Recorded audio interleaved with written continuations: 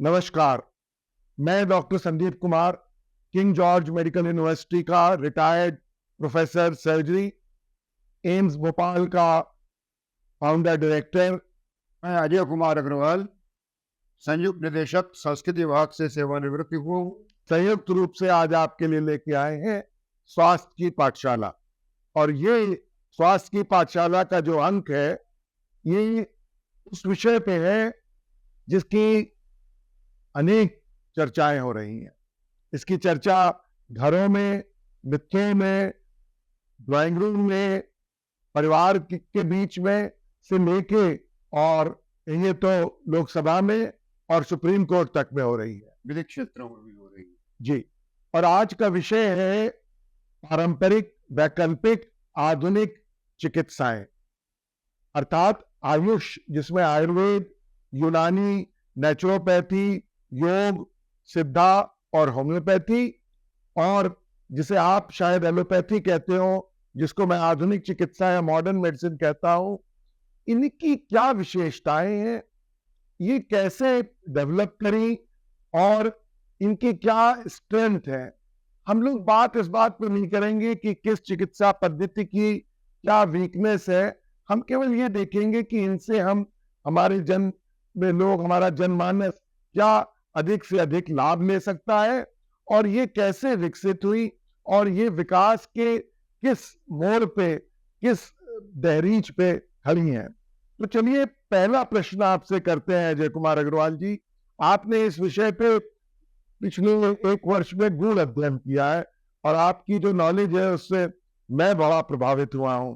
जैसे खांसी, जुकाम इत्यादि से पीड़ित होने पर हम अक्सर सोशल मीडिया या घरों में पारंपरिक चिकित्सा की बात करते हैं कि भाई इसके लिए आप अंग्रेजी दवा ना लें। इसके बारे में आपका क्या विचार है कि ये जो रोजमर्रा हल्का सा पेट खराब हो गया, जुकाम हो गया, नजला हो गया, बुखार हो गया, तो आपका इसके बारे में क्या सोच है? पहली सोच तो ये है कि हमको ये प्रयास करना होगा कि हम चिकित्सा लेंगे ना, हम किसी न किसी से परहेज तरह से जीवन बिताएं, और जब हमको खांसी, जुकाम, बुखार इत्यादि छोटा मोटा हो जाए तो उसको हम गार्गल करके और स्टीम ले करके, भपारा लेके ठीक कर लें। दूसरा, पारंपरिक चिकित्सा में इसकी औषधियाँ अच्छी औषधियाँ हैं, और अगर ये 2-4 दिन के प्रयोग से पारंपरिक औषधियों, जैसे किचन में ही हमारे मेडिसिन रहती है, तुलसी का काढ़ा, वो तुलसी, लौंग, अजवाइन से काढ़ा बनाना उससे अगर ठीक हो जाती है तो ठीक है, अगर नहीं ठीक हो पाती है फिर हम और वह लंबे अरसे तक चलती है तो हमें फिर आधुनिक चिकित्सा के पास चले जाना चाहिए। तो ये बात तो आपने ठीक कही कि भाई अगर रोजमर्रा की बात है तो जो घरेलू नुस्खे हैं, किसी को कोई दादी नानी के नुस्खे कह देता है, कोई आयुर्वेदिक के नुस्खे कह देता है, ये इसकी स्ट्रेंथ है।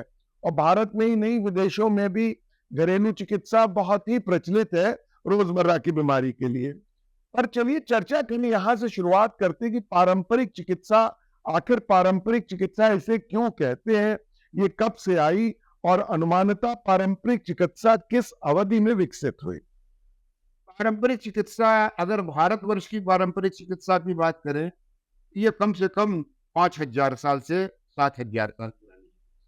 अच्छा, यस जी, ये लेकिन पारंपरिक चिकित्सा के बारे में अगर हम ग्रीस यानी यूनान की बात करें तो ये लगभग 2500 साल पुरानी जी। लेकिन एक बात तो उस ज्योग्राफिकल एरिया की पारंपरिक चिकित्सा है, वहां से नाम आ गया, वहां पर है। तो अब जो पारंपरिक चिकित्सा अलग अलग देशों में, अलग अलग भूखंडों में विकसित हुई, उसमें भारतवर्ष में आयुर्वेद, योग जो है चिकित्सा नहीं है, जीवन शैली है। योग, ये आपने बहुत इंपॉर्टेंट बात कही कि योग को चिकित्सा पद्धति न मान के ये जीवन शैली है। जी बिल्कुल, जीवन शैली है। और उसके अलावा एक सिद्धा चिकित्सा, आयुर्वेद और सिद्धा में कोई खास अंतर नहीं है। दोनों ही वायु, पित्त और कफ के सामंजस्य को मानते हैं, तभी स्वस्थ व्यक्ति रह सकता है।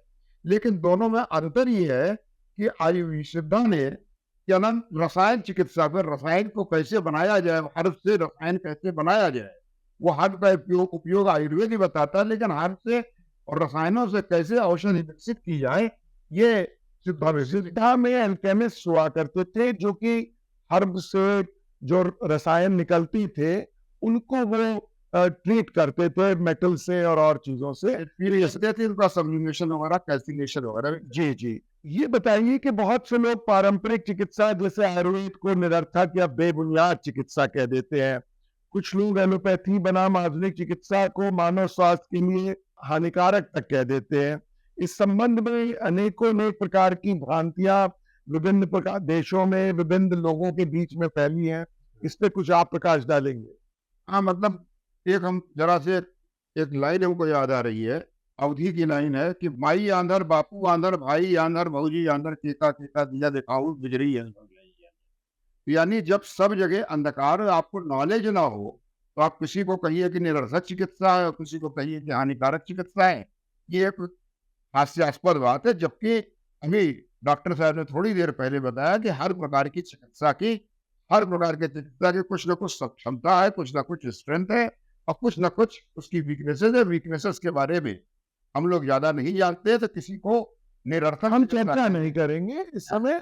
हम तो इस समय देखेंगे कि उनकी क्या स्ट्रेंथ है और उस पर बात करेंगे। बात करेंगे। तो जैसे आयुर्वेद की जो सबसे बड़ी स्ट्रेंथ है, आयुर्वेद एक तो 5000 साल पुरानी, सीधा 5000 साल पुरानी चिकित्सा है। सबसे बड़ी स्ट्रेंथ ये है कि वर्षों से हमारे ऋषियों मुनियों द्वारा विकसित की हुई चिकित्सा, हमारी दादी नानी और हमारे घर के वैद्य इत्यादि इसका इलाज करते रहे हैं। बच्चों का इसका इलाज, बच्चों का, बड़े इसका का। आधुनिकीकरण नहीं हुआ। आयुर्वेद का जो आधुनिकीकरण हुआ है, उन्होंने मॉडर्न मेडिसिन की चीजों को ले लिया कि अब हम कल्चर कराने लगे हैं, और हमारे जो आधुनिक चिकित्सा के अंदर शब्द थे कि बैक्टीरिया और इन्फेक्शन, जबकि उनको वात पित्त और कफ पे रहना चाहिए था, और अपना ही आधुनिकीकरण करते। वो नहीं हुआ। जो 5000 साल पहले एक बहुत विकसित चिकित्सा रही होगी, सक्षम चिकित्सा पद्धति रही होगी, जिसके अंदर बहुत अधिक फायदे भी होते हैं, क्योंकि जो आयुर्वेद में जीवन शैली बताई गई है, जो निवारक चिकित्सा बताई गई है, वो तो आयुर्वेद की बहुत कुछ आधुनिक चिकित्सा ने अडॉप्ट कर ली। नहीं, इसके अंदर एक चीज दिक्कत और है कि हमने क्यों नहीं पढ़ा अपनी पारंपरिक चिकित्सा को अलग अलग देशों में। एक्चुअली चाहे जिस देश की पारंपरिक चिकित्सा देख लीजिए, चाहे चाइनीज की देख लीजिए, चाहे मेसोपोटामिया की देख लीजिए, चाहे हिंदुस्तान की देख लीजिए, ये उस लैंग्वेज लिखी गई है, उस भाषा में लिखी गई है जो कि आज के लोगों के लिए बोधगम्य भाषा है। पहली बात तो पारंपरिक चिकित्सा को बोधगम्य भाषा में लिखने का प्रयास नहीं वो किया तो गया। करके लिख दी गई। आज से 50-100 साल पहले डॉक्टर जी.डी. सिंघल साहब ने उसको हिंदी में, अंग्रेजी में पूरे ऋग्वेद को ट्रांसलेट कर दिया गया। तो ये बात तो हुए करीब 100 वर्ष हो गया, सब लिख दी गई है कि जो चिकित्सा 5000 साल पहले लिखी गई, 5000 साल पहले अब उसका आधुनिकीकरण होना चाहिए ना। बिल्कुल आदमी करो। अगर लोग पढ़ नहीं पाए, तो जो पढ़ रहे हैं वो तो जो पूरे पूरे विद्यालय विश्वविद्यालय है आयुर्वेद में जो आधुनिकीकरण की बात वहां तक कह रहे हैं, तो उसके आधुनिकीकरण के लिए तो यूएनओ ने, संयुक्त राष्ट्र संघ ने इस वर्ष 2020 में पहला कदम उठाया कि भारतवर्ष की जो पारंपरिक चिकित्सा है, उसके शोध के लिए और अध्ययन के लिए जी एक अलग केंद्र खोला जाए, अलग अलग केंद्र खोले जाए। तो अब तक गुजरात के जामनगर में और राजस्थान के जयपुर में और दिल्ली में इस प्रकार का आयुर्वेदिक संस्थान विकसित हो चुका है। इसके अलावा पहले से, यूएनओ के कदम के पहले से आयुर्वेदिक शिक्षा के मेडिकल कॉलेज और यूनानी चिकित्सा के मेडिकल कॉलेज काफी जी जी जी बिल्कुल। All India institute of Ayurvedic medical sciences AIIMS की लाइन पे दिल्ली में खोला है। वहाँ अगले महीने में जा भी रहा हूँ। और मेरा यही निवेदन था कि उस उनमें जो वो टूल्स को अभी उनके आधुनिकीकरण को वो लोग कह जरूर रहे हैं, पर उसके ऊपर कह देते हैं इतने हमने शोध पत्र छाप दिए, पर अभी उस इंटेंसिटी से उसमें शोध नहीं हो पा रहा है। ये मेरा एक कहना था। चलिए आगे बात करते हैं। बात कर लेते हैं, आयुर्वेद और यूनानी की बात हो गई, होम्योपैथी की। 18वीं 19वीं शताब्दियों के मध्य विकसित हुई होम्योपैथी। इस प्रणाली में कुछ लोग तो बड़ा विश्वास रखते हैं, कुछ लोग इसमें विश्वास नहीं रखते। इसको छद्म चिकित्सा या प्लेसिबो चिकित्सा ही कहा गया है। जर्मनी में इसका विकास हुआ, और जर्मनी में भी कहते हैं ये चिकित्सा प्रणाली अब बहुत प्रचलित नहीं है। तो कारण है इसका। पहला कारण यह है कि एक चिकित्सा पद्धति का खंडन करके अपनी इमारत को खड़ा करना चाहती है। वो चिकित्सा पद्धति, इसने एलोपैथ जो उस समय चिकित्सा पद्धति चल रही थी, तो डॉक्टर हेनीमैन जो जर्मनी के थे, जिन्होंने होम्योपैथी खोजा, तो उन्होंने इसका नाम एलोपैथ दे दिया, जो बाद में होम्योपैथ के नाम से विकसित हुई। और होम्योपैथ के अंदर जो इलाज करने का जो सिद्धांत है वो ये है कि वो कहते हैं कि जिस दवा से कोई रोग हो सकता है हाई पोटेंसी से, उसी दवा की लो पोटेंसी से वो रोग ठीक हो जाता है। जिस वजह से जो रोग हो सकता है हाँ। उसकी बहुत लो पोटेंसी देके और उसमें कोई दवाएं विकसित इसमें एक समय में एक ही औषधि देनी चाहिए, एक ही रोग की औषधि देनी चाहिए। और तीसरी बात, इसके अंदर डॉक्टर कहते हैं कि अदरक मत खाइए, तो प्याज मत खाइए, तो लहसुन मत खाइए, बहुत सी महकदार चीज नहीं खानी चाहिए, अदरवाइज होम्योपैथिक मेडिसिन फायदा नहीं करती है। इसलिए इसको चाहे हम छद्म चिकित्सा कहें या भ्रांतिजनक चिकित्सा कहें या पावरफुल चिकित्सा कहें, हम बताया कि होम्योपैथी वालों ने आधुनिक चिकित्सा का नाम एलोपैथी डाल दिया और ये चिकित्सा शायद इसका बहुत सारा इफेक्ट प्लेसिबो की वजह से होता है, क्योंकि ये लोग होम्योपैथी में कुछ ऐसी बीमारियों का इलाज करते हैं जो हल्की बीमारियां हैं, लॉन्ग टर्म चलती हैं, बहुत एक्यूट इलनेसेस जिसके अंदर बहुत रोगी बहुत ज्यादा तीव्रता से बीमार हो, ऐसी बीमारियों का इलाज प्रायः होम्योपैथ नहीं करते हैं।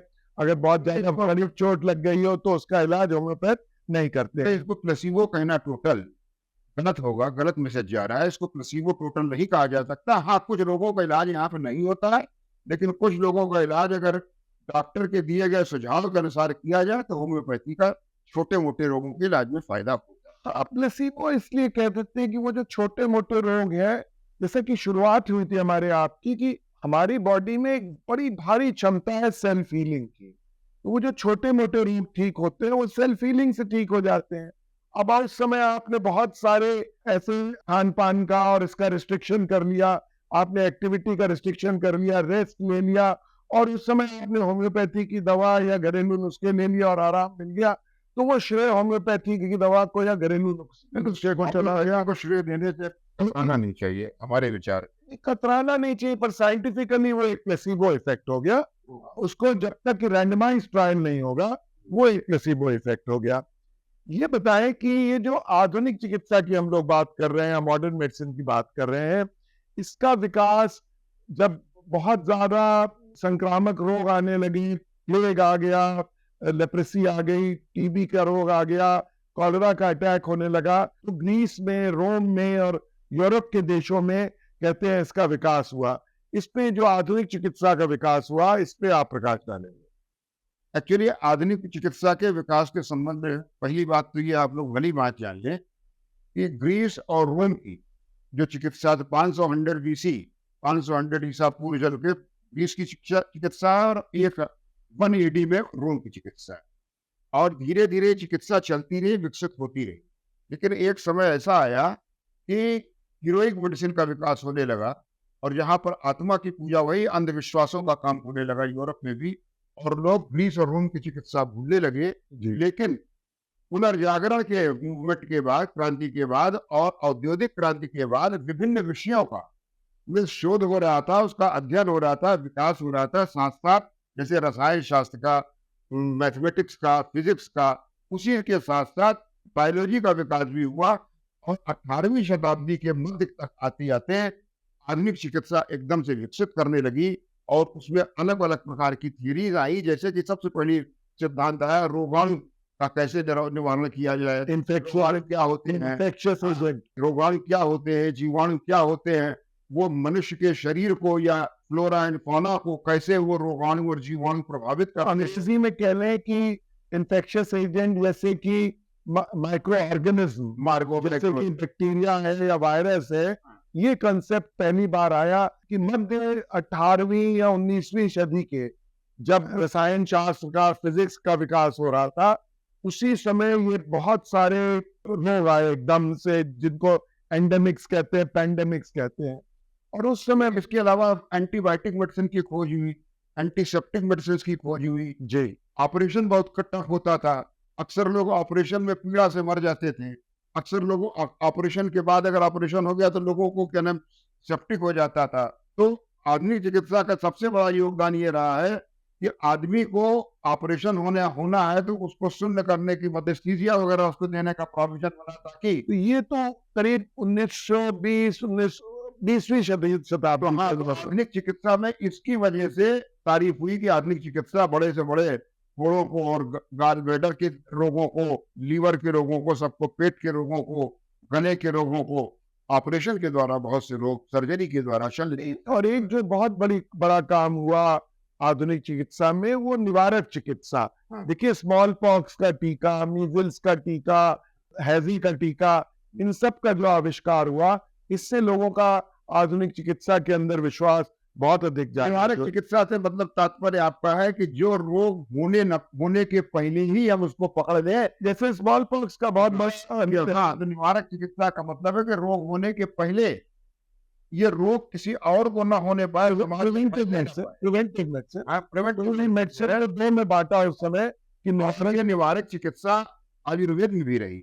जी बिल्कुल, आयुर्वेद तो पूरा निवारक पे ही है। पूरे आयुर्वेद के अंदर जीवन शैली को ऐसा बताया गया है कि रोग प्रतिरोधक क्षमता, खान पान, आचार विचार, व्यवहार, पर्यावरण से हम ऐसा रखें कि रोग हमारे निकट आए ही ना, शरीर के अंदर ऐसा हमारे निकट ना आए। आयुर्वेद में एक बड़ा अच्छी बात बताई गई है, मित भुक हित भुक ऋतु। जी, ऋतु के अनुसार खाए, हित भुक हित के अनुसार खाए, मित भूख कम खाए। हित में क्या हुआ? हित के अनुसार, जो हमारे लिए हितकारी भोजन हो, हमारे स्वास्थ्य के लिए हितकारी, यानी बहुत गरिष्ठ भोजन ना खाए, जो हाँ। सात्विक भोजन की बात की जो है, कि और मानसिक भोजन की बात आती है। नहीं। वो तो मॉडर्न चिकित्सा में तो हर चीज को जो अच्छी लगी, जिसमें एविडेंस मिली, जो साइंटिफिकली प्रूव हुई, उसको अडॉप्ट करते आप चले। तो जो पेशेंट का इलाज करते हैं, क्या खाए क्या ना खाए, क्या कभी कभी खाए, इसके आधार पे आप इलाज करते हैं। नहीं, हम लोग तो बहुत चीजों के आधार पे इलाज करते हैं, पर बात जो हो रही थी कि पारंपरिक चिकित्सा के अंदर निवारक चिकित्सा भी डेवलप हुई और उपचारात्मक चिकित्सा भी डेवलप हुई। ये बताइए कि पारंपरिक एवं आधुनिक चिकित्सा दोनों में संक्रामक रोग यानी कि एपिडेमिक और लोक स्वास्थ्य यानी कि पब्लिक हेल्थ क्या संबंध रहा, और इनके लिए क्या दोनों के अंदर किया गया? पारंपरिक चिकित्सा में लोक स्वास्थ्य पर बहुत ध्यान दिया गया, सीवेज सिस्टम पर ध्यान दिया गया है। खाने के पहले हमारे यहाँ, या कहीं भी जापान वगैरह में भी देख लीजिए, खाने के पहले क्या नाम, चारों तरफ पानी का छिड़का लगाना, अग्नि को जलाना, ताकि बैक्टीरिया वायरस स्वच्छ में ना आना पाए। तो मोहनजोदाड़ो तक की में दिखला है कि नाली का सिस्टम था, नाली का सिस्टम था पूरा सेफ वाटर ड्रिंकिंग। हाथ पैर धो करके घर के अंदर जी घुसना। जी जी, तो ये आपका कहना है कि पारंपरिक चिकित्सा में भी और बाद में आधुनिक चिकित्सा में भी जो आया कि औजारों को धोया जाए, एंटीसेप्टिक का आविष्कार हुआ, क्लीन हैबिट्स का आविष्कार हुआ, एंटीबायोटिक का आविष्कार हुआ, संक्रमण कम हुआ और संक्रामक रोगों के ऊपर विजय हासिल। आधुनिक चिकित्सा का निवारक चिकित्सा के क्षेत्र में बहुत बड़ा योगदान ये है कि वो preventive cardiology, preventive paediatrics, preventive screening, ये सब भी आधुनिक चिकित्सा का मॉडर्न रूप है कि जो नॉन कम्युनिकेबल डिजीजेस है, उसका ही प्रिवेंशन जो गैर संचारी रोग हैं, जैसे कि हार्ट की बीमारी है, फेफड़े की बीमारी है, उनमें निवारक चिकित्सा शुरू की गई है कि आप कुछ ऐसा खान पान करें कि किसी व्यक्ति को हार्ट का रोग ना हो। जैसे कि मेटाबॉलिक सिंड्रोम है, लोगों का कोलेस्ट्रॉल बढ़ा हुआ है, या उनका थायराइड गड़बड़ चल रहा है, या किसी का पेट बड़ा हो रहा है, या उनको ब्लड प्रेशर बढ़ा हुआ है, या डायबिटीज बढ़ी हुई है, तो ये सब इस बात से हो सकता है कि हार्ट अटैक हो जाए या ब्रेन में स्ट्रोक हो जाए। इसलिए ये चिकित्सा को के अंदर जो प्रिवेंशन किया गया है कि किडनी डिजीज ना हो, क्रॉनिक एक्यूट किडनी डिजीज ना हो, एकदम से हार्ट अटैक ना हो जाए, एकदम से जो है ब्रेन का स्ट्रोक ना हो जाए, ये बात आपने बहुत अच्छी कही। आधुनिक चिकित्सा में डायग्नोसिस बनाई जाती है और प्रोग्नोसिस की जाती है, इस पे प्रकाश डालिए। डायग्नोसिस तो पेशेंट का जब क्लिनिक में डॉक्टर जब हम उसके रोग को देखते हैं, तो क्लिनिकल एग्जामिनेशन के बारे में पहले ही बता चुके हैं, तो क्लिनिकल एग्जामिनेशन से कुछ डायग्नोसिस बनती है, फिर उसके बाद डॉक्टर जो सजेस्ट करता है कि रेडियोलॉजी या पैथोलॉजी में जा करके लैब टेस्टिंग वगैरह कराने से भी डायग्नोसिस बनती है।